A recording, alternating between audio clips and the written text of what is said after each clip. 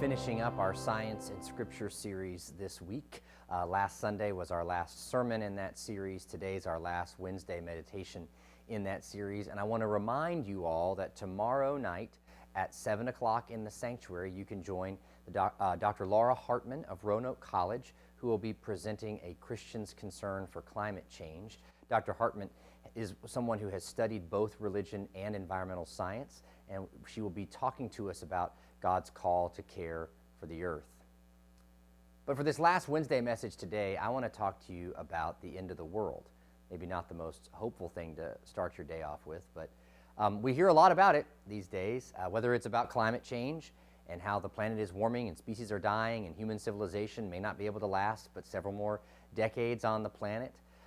We hear it more imminently as troops from Russia gather at the border of Ukraine, and is China somehow involved? Could there be some kind of global military conflict, and could that lead to some kind of nuclear action that happens on the planet?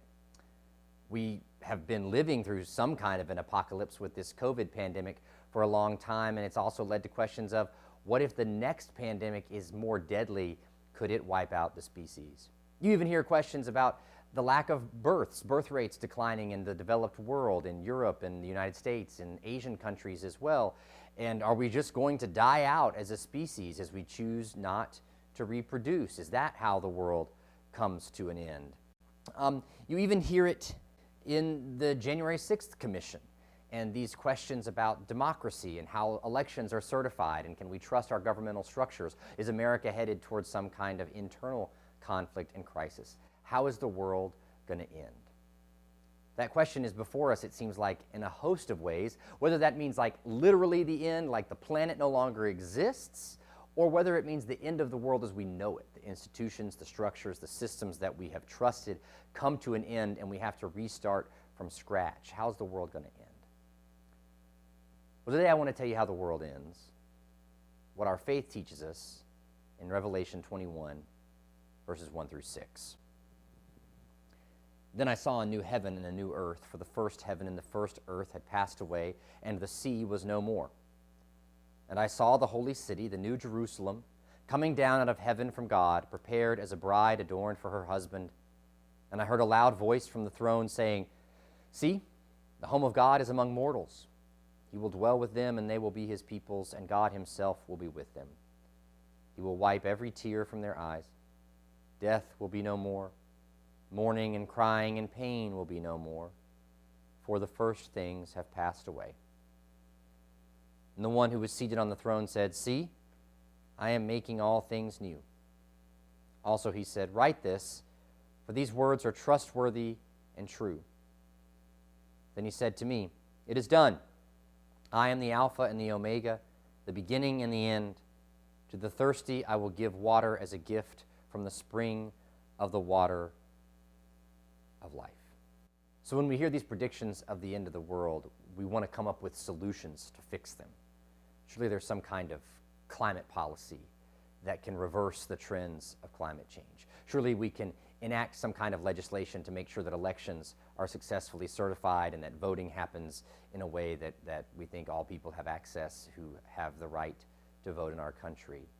Surely there's some kind of policy for families that we could pass that would promote people to bear children. Surely some kind of diplomacy could happen to prevent war between Russia and Ukraine and other NATO allies. Surely there's something we can do to fix this and to prolong our existence on the earth. The great hope of Christian faith, though, is that we're not principally concerned with our prolonged existence on the earth. We have been given a promise from God for the future. And it's not our doing, it's God's doing. What's in that promise? What did we just read in Revelation? Well, first we hear that the sea was no more. That doesn't mean that there's no more water. The sea in ancient times is a place of chaos and destruction. Boats get swamped. Hurricanes, typhoons form on the sea and wreak havoc. So the sea as a place of destruction is no more. The earth, the creation, is at peace. And we hear that there's a city. People live together in a close environment, working with and for one another, encouraging each other, helping one another, caring for one another, cooperating, depending on the gifts of each other a life of harmony, of community, of mutual celebration.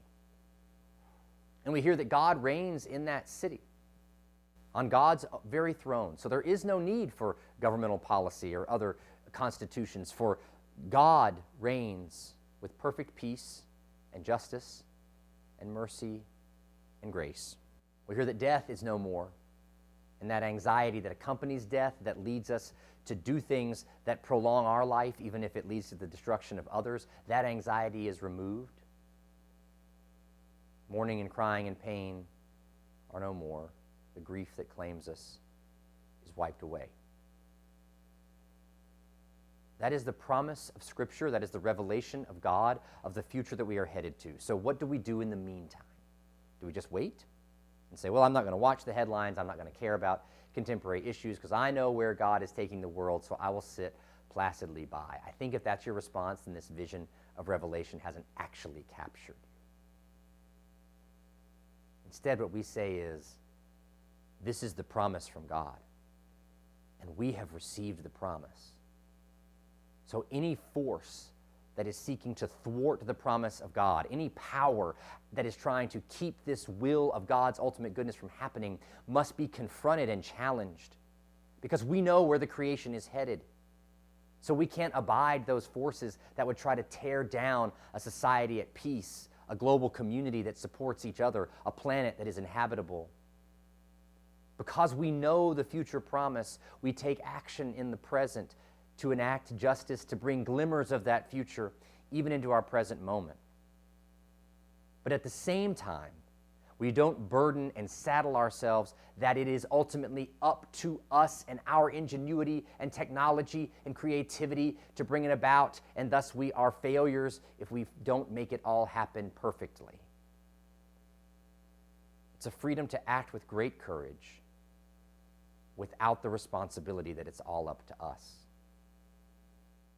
The promise is assured. The life in this moment is the opportunity to make that promise real in the present moment. And we live that promise not for ourselves, not even for our own futures, but as a witness to the God who is making all things